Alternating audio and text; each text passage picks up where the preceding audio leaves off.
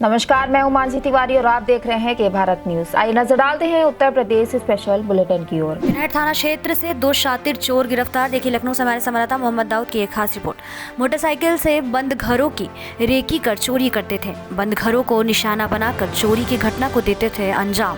चिनहट थाना क्षेत्र में 6 चोरी की घटनाओं को अंजाम दे चुके हैं। पकड़े गए शातिर आरोपियों के पास से 2 सोने की चैन, 1 माला सोने की, 1 मंगलसूत्र, 1 जोड़ी टॉप्स, 2 अंगूठी सोने की, 1 पायल, 4 चांदी के सिक्के, 2700 रुपए नगद, 1 मोटरसाइकिल बरामद। चिनहट थाना क्षेत्र से हुई गिरफ्तारी। डीसीपी ईस्ट ने संजीव सुमन से प्रेस वार्ता कर मामले का किया खुलासा। देखिए इस मामले में क्या कहना है डीसीपी ईस्ट संजीव सुमन का। ये जो घरों की रेकी करते थे, तो घरों की रेकी करने के लिए क्या रूप अपनाते थे? मजदूरी कर रहे थे या फिर तो कुछ काम करते थे? नॉर्मल मोटरसाइकिल पे घूमना टहलने के लिए कोई घर करने की आवश्यकता नहीं है। मोटरसाइकिल बस घूमते रहते थे, बस उन घरों को चिन्हित करते थे जिन घरों में ताला लगा हुआ है।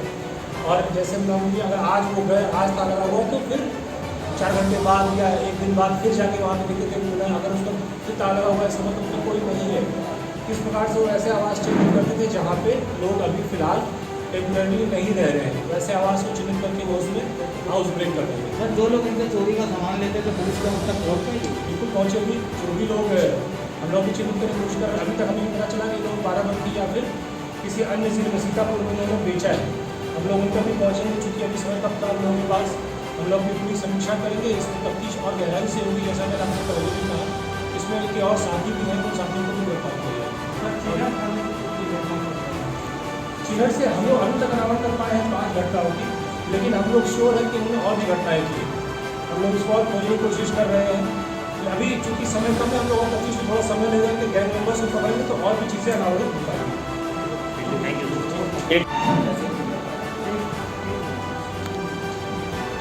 थाना चिनहट में कई मामला में 2-4 चोरियाँ थी जो हम लोगों को लगा था कि गैंग से संबंधित है। इस पर पुलिस बहुत दिनों से लगी हुई थी और उसके क्रम में हम लोगों ने फाइनली 2 लोगों को गिरफ्तार किया है। इन दोनों के नाम है भानु पांडे और रघुवीर पांडे। ये दोनों आपस में सगे भाई हैं। इन दोनों का अंडरस्टैंडिंग ये था कि ये मोटरसाइकिल से घूम के आते ये नहीं करने की कोशिश करते थे, पता करते थे कौन सा घर ऐसा है उसमें मालिक नहीं है या फिर कुछ समय से बंद है। एक दिन में या रात में किसी वक्त मोटरसाइकिल से टहल के रेकी कर देते हैं और फिर देर रात में घटना कायम कर देते हैं। इनको पकड़ा गया, इनसे पूछा गया तो हमारे लगभग 4 या 5 अभियोग जो थे वो अनावृत हुए हैं। इसमें टोटल गिरफ्तारी आपके सामने लिखी गई है, लेकिन मैं आपको बता दूँ 2 अदर चेन, 1 पीली धातु का लॉकेट है, 1 मंगलसूत्र है, 1 जेबी का टॉप्स है, ये 2 अंगूठियाँ, 1 जोड़ी पायल, 4 सिक्के, 27,000 रुपये, 1 मोटरसाइकिल। इतनी बरामदगियाँ अभी तक हम लोगों ने की है। इसमें हम लोग और कोशिश करेंगे इसे बरामदी करने की, क्योंकि इनके पास सामान और है। ये अच्छे चोर हैं और पेशेवर हैं। कई घटनाएं उन्होंने की हैं। इनके ऊपर पूर्व में भी मुकदमे दर्ज हैं चोरियों के 2020 में। और हम लोग इसकी और जानकारी करने की कोशिश कर रहे हैं। हमें लगता है 2020 से पहले भी ये एक्टिव रहे हैं। तो इनके गैंग के 2-3 लोग हमें और पता चले हैं, उन पर भी हम लगे हुए हैं और इस पूरे गैंग को हम लोग जल्दी गिरफ्तार करके इस केस का कंप्लीट अनावरण करेंगे।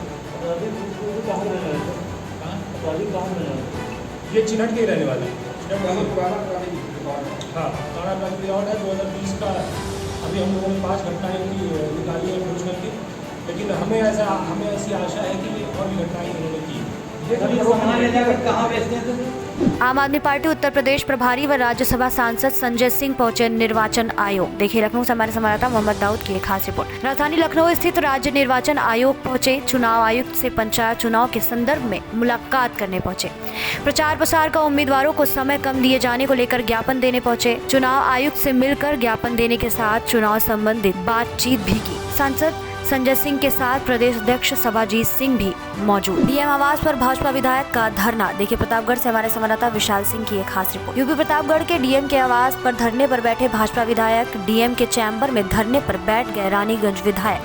वोटर लिस्ट में प्रशासन पर गड़बड़ी का विधायक ने लगाया है आरोप। विधायक के समर्थकों का वोटर लिस्ट से नाम गायब। पंचायत चुनाव का प्रचार प्रसार कर रहे समर्थकों का नाम वोटर लिस्ट में न होने से नाराज हुए विधायक। साजिश के तहत शिवगढ़ ब्लॉक में प्रभावशाली दबंग लोगों के प्रभाव में नाम गायब करने का आरोप। विधायक को मनाने में जुटे अफसर, विधायक धीरज ओझा और अफसरों में नोकझोंक। हमारे लोगों को मतदाता सूची में नाम नहीं आने दिया जा रहा है 6 महीने से, और वहाँ का निवासी हो दबंग आदमी नाम नहीं आने दिया। और दूसरी बात यह है कि नगर पंचायत का आदमी को नाम डाल दिया गया गांव सभा में शाहपुर में। एक मामला ये था, मैंने कई बार इसकी शिकायत, और दबंग आदमी एक है वो भी हमारे बीडीसी का पर्चा नहीं लेने दे रहा था वहाँ पर, तो मैंने बड़े मुश्किल से उसको पर्चा दिलवाया जगियारी में। एक मामला ये भी है, और गुंडा एक्ट है 31 मुकदमे है उसके ऊपर, और जीप काट लिया था उस बार चुनाव में, उसके ऊपर यहाँ का प्रशासन कार्रवाई नहीं कर रहा है। ये सब कई मामले हैं, एक पिपरी का मामला है, एक राजापुर का मामला है, एक शिवसत का मामला है, और दबंग लोग सरकारी जमीन पे कब्जा किए, खाली नहीं करा रहा है प्रशासन। कई बार हम लोग लिखित दिया, ये सब मामले लेकर विधायक जी ये बताइए कि कुल मिला के आपके साथ घटना क्या हुई, आपका कुत्ता फाड़ा गया, कप्तान से आपसे क्या ये भाई मैं सुनिए तो मैं कई बार बता चुका, मैं डीएम से बात कर रहा था, डीएम को मैं अपनी बात बता रहा हूँ। तो मैंने ये कहा डीएम साहब से कि कल मैंने कप्तान साहब को भी एप्लीकेशन लोगों को खिलाफ दी, हाँ वो दराज में रखी, इतने को भमक गए कप्तान, भमक गए, कहें तुम्हारे से बहुत विधायक देते हैं। तो भाई जब ऐसे कहेंगे तो मैं भी बहुत राजनीतिक आदमी, क्रांतिकारी आदमी हूँ, मैंने भी कहा ऐसे मत बोलो।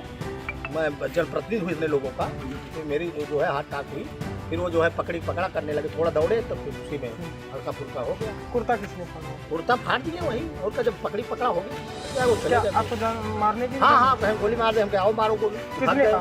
कप्तान ने कहा। कप्तान की तरफ से एक जो है संदेशा भी कहा गया कि हमारे साथ विधायक से कोई झड़प नहीं है, उन्हें विधायक जो भी सोशल मीडिया में चल रहा है वो गलत है। अब वो क्या कह रहे हैं उनको मैं कह रहा हूँ ना, वादी कह रहा है ना। शासन से क्या आप बताएंगे? मुख्यमंत्री जी से अभी फोन आ रहा है, मैं बात कर रहा हूँ, अभी मेरे मंत्री ओएसडी का फोन आया और लोगों को फोन आया, मैं मुख्यमंत्री है सारी बात बताऊँ। काफी देर से बीजेपी में क्या अलग थलग पड़ गए हैं आप? क्या बीजेपी में क्योंकि कोई दिख नहीं रहा, 2 घंटे तक बैठे सब है, कैसे नहीं अलग पूरा कार्यकर्ता सौरभ है, मंडल अध्यक्ष हमारे मंडल अध्यक्ष सब आए हैं, समर्थकों की आ रहे हैं, हमारे अध्यक्ष से बड़ा कोई समर्थकों की भारी भीड़ आपके धरने पर बैठने के बाद जुट गई और उन लोगों ने धरना प्रदर्शन जिलाधिकारी आवास के सामने शुरू कर दिया। तो आप उन लोगों को कुछ बोलना चाहेंगे? हाँ बोलेंगे, उसको समझाएंगे। अब बात हमारी वार्ता, कुछ कागज हमको मिल गया है, कार्रवाई उन्होंने सेक्रेटरी के ऊपर किया, हमारे जो नाम जोड़े थे FIR का आदेश किया डीएम ने। हाँ तब तक डीएम आवास मेरे में उन्हें कुछ कागज और आ रहा, वो वहाँ का वो कागज आ जाएगा तभी। महिला संबंधी अपराध के मद्देनजर कमिश्नरेट पुलिस का एक्शन। देखिए लखनऊ से हमारे संवाददाता मोहम्मद दाऊद की एक खास रिपोर्ट। महिला के साथ छेड़छाड़ कर हमला करने वाले शातिर पर थाना मड़ियाव पुलिस ने कसा शिकंजा। शातिर बदमाश सुमित यादव को इंस्पेक्टर मड़ियाव मनोज सिंह के नेतृत्व में पुलिस टीम ने किया गिरफ्तार। DCP north rice Akhtar, ADCP Prachi Singh के दिशा निर्देशन, एसीपी अलीगंज अखिलेश सिंह के मार्गदर्शन में मड़ियाव पुलिस ने की गिरफ्तारी। निर्वाचन आयुक्त मनोज कुमार से मिलकर निकले संजय सिंह। देखिए लखनऊ से हमारे संवाददाता मोहम्मद दाऊद की एक खास रिपोर्ट। राज्यसभा सांसद संजय सिंह का बयान, मैंने निर्वाचन आयुक्त मुलाकात कर शिकायत की है। चुनाव चिन्ह मिलने के बाद प्रचार के लिए सिर्फ 5 दिनों का समय दिया गया। 5 दिनों का समय, गरीब ईमानदार प्रत्याशियों का नुकसान होगा। गरीब उम्मीदवारों की जीतने की उम्मीद भी अब कम हो गई है। हमारे उम्मीदवारों के साथ जो घटनाएं प्रदेश में हो रही हैं उसकी भी शिकायत की है। प्रदेश के कई जिलों में हमारे प्रत्याशियों को मारा पीटा धमकाया जा रहा है। आज एक विधायक की पिटाई एसपी के द्वारा कर दी जाती है। सूबे के मुखिया चुपचाप बैठे हैं, कोई जवाब नहीं आया। विधायक सड़क पर लौट कर न्याय की गुहार लगा रहे हैं। उत्तर प्रदेश में 200 से अधिक विधायकों ने विधानसभा में मुख्यमंत्री जी के खिलाफ धरना दिया और उन्होंने असंतोष जाहिर किया था कि सरकार के काम से वो लोग संतुष्ट नहीं है। आज एक विधायक, जनता के द्वारा चुना हुआ निर्वाचित विधायक प्रतापगढ़ में धीरज ओझा जी, वो कपड़ा उतार के सड़क पर लेट गए और कह रहे हैं हमको एसपी ने पीटा। तो जब आदित्यनाथ जी के राज में विधायक पीटे जा रहे हैं तो आम जनता का क्या हाल होगा आप लोग कल्पना कर सकते हैं। तो मुझे लगता है कि ये तो बहुत ही शर्म की बात है एक सरकार के लिए। इसका जवाब देना चाहिए मुख्यमंत्री जी को सामने आके। और कल मुख्यमंत्री जी यहाँ सुनील बंसल जी के साथ थे। सुनील बंसल जी ने कहा कि उनको कोरोना हो गया तो कोविड के नियमों के हिसाब से उनको अपने आप को क्वारंटाइन करना चाहिए। मुख्यमंत्री जी बंगाल में प्रचार कर रहे हैं, तो मुख्यमंत्री जी को कोरोना के नियम दूसरों के ऊपर आप लागू करवा रहे हैं, दूसरों के ऊपर तो आप जबरदस्ती कर रहे हैं, अपने स्वयं के ऊपर क्यों नहीं लागू कर रहे हैं? तो उनको क्वारंटाइन होना चाहिए, क्योंकि कोविड का अपना नियम है, उसका पालन उनको भी करना चाहिए। बंगाल में जाके चुनाव प्रचार करके लोगों के लिए खतरा उत्पन्न नहीं करना चाहिए। मुख्य निर्वाचन अधिकारी श्री मनोज कुमार जी से मुलाकात हुई हम लोगों के प्रतिनिधिमंडल की। हमारे प्रदेश अध्यक्ष सभाजीत जी, सह प्रभारी हमारी ब्रिज कुमारी जी, हमारे प्रदेश के प्रवक्ता वैभव महेश्वरी जी, महासचिव हमारे दिनेश पटेल जी और हमारे प्रदेश के उपाध्यक्ष सरबजीत जी, हम सब लोग थे। और मैंने इस बात पर हैरानी जाहिर की कि कैसे आचार संहिता रहते हुए कोई राज्य सरकार निर्वाचन आयोग से बगैर पूछे 144 प्रदेश में लागू कर दे, और कोरोना के नाम पे आपने कहा कि 5 आदमी से ज्यादा प्रचार नहीं कर सकते। ये कितना बड़ा मजाक है, मैं आपको बताना चाहता हूं। देखिए, केरल में चुनाव हो रहा है और केरल में केसेस हैं 11 लाख। बंगाल में चुनाव हो रहा है, वहां पे केसेस हैं 6 लाख। आसाम में चुनाव हो रहा है, वहां पर केसेस हैं 2 लाख। तमिलनाडु में चुनाव हो रहा है, वहां पर केस है 9 लाख। उत्तर प्रदेश में कितना केस है? 6 लाख। उत्तर प्रदेश में 6 लाख और बंगाल की आबादी उत्तर प्रदेश से कम है, वहां भी 6 लाख। और केरल की आबादी उत्तर प्रदेश और बंगाल से भी कम है, वहां पे 11 लाख। और तमिलनाडु की भी आबादी उत्तर प्रदेश से कम है, वहां पर 9 लाख। तो जिन राज्यों में उत्तर प्रदेश से ज्यादा संख्या में कोरोना के मरीज हैं, वहां के विधानसभा के चुनाव में प्रधानमंत्री जी की भी रैली होगी, गृह मंत्री जी की भी रैली होगी, हमारे मुख्यमंत्री आदित्यनाथ जी भी जाके वहां पे रैली और सभा करेंगे। और उत्तर प्रदेश के जिला पंचायत के चुनाव में आप कह रहे हैं कि कोरोना है साहब, और कोरोना के नाम पे आपने 5 लोगों का प्रतिबंध लगा दिया। अब ना हम बूथ की कमेटी की मीटिंग कर सकते हैं, ना कोई छोटी मोटी सभा अपनी कर सकते हैं, ना कार्यकर्ताओं के साथ बैठक कर सकते हैं, ना कोई अपना प्रचार अभियान चला सकते हैं। तो मैंने अनुरोध किया है मुख्य निर्वाचन अधिकारी महोदय से कि आप कृपा करके इसमें राज्य सरकार से बात कीजिए तत्काल, और ये प्रतिबंध खत्म होना चाहिए। ये बात मैंने कही। दूसरी बात, सिंबल मिलने के बाद चुनाव होने तक मात्र 5 दिन का समय देना प्रचार के लिए, ये भी एक अन्याय है उन प्रत्याशियों के लिए जो जिनके पास पैसा नहीं है, जो डोर टू डोर कैंपेनिंग करके अपना प्रचार करते हैं, अपने पर्चे पहुंचा के गांव-गांव में जाके लोगों से मिल के छोटी मोटी सभाएं करते हैं। अब आपने एक तो सभाओं पे और जनसंपर्क पे पूरी तरीके से रोक लगा दिया, दूसरा आपने कह दिया सिर्फ 5 दिन में पूरा प्रचार करना है। तो हाथ और पैर दोनों बांध के आज चुनाव अगर करा रहे हैं तो इस चुनाव का मतलब क्या है? पंचायत की इकाई लोकतंत्र को सशक्त करने की सबसे मजबूत इकाई है।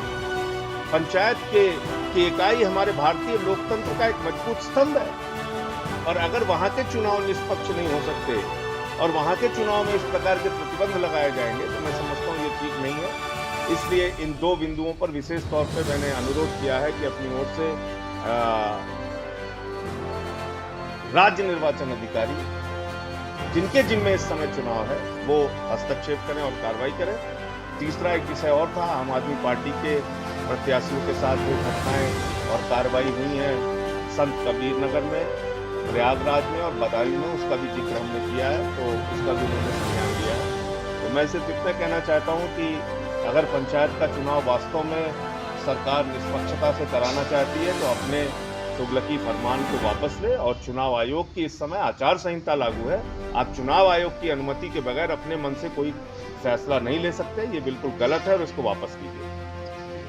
त्रिस्तरीय चुनाव पंचायत के दृष्टिगत किया गया भ्रमण। देखिए श्रावस्ती से हमारे संवाददाता पंकज तिवारी की एक खास रिपोर्ट। जनपद श्रावस्ती में पुलिस अधीक्षक अरविंद कुमार मौर्य द्वारा त्रिस्तरीय पंचायत चुनाव के दृष्टिगत जनपदीय भ्रमण किया गया। इस दौरान कन्या प्राथमिक विद्यालय सेमगढ़ा थाना इकौना, पूर्व माध्यमिक विद्यालय रामपुर पैड़ा, थाना गिलौला आदि संवेदनशील अति संवेदनशील मतदान केंद्रों का निरीक्षण कर सुरक्षा व्यवस्था का जायजा लिया गया तथा ग्रामीणों से वार्तालाप कर स्थिति के बारे में जानकारी ली गई।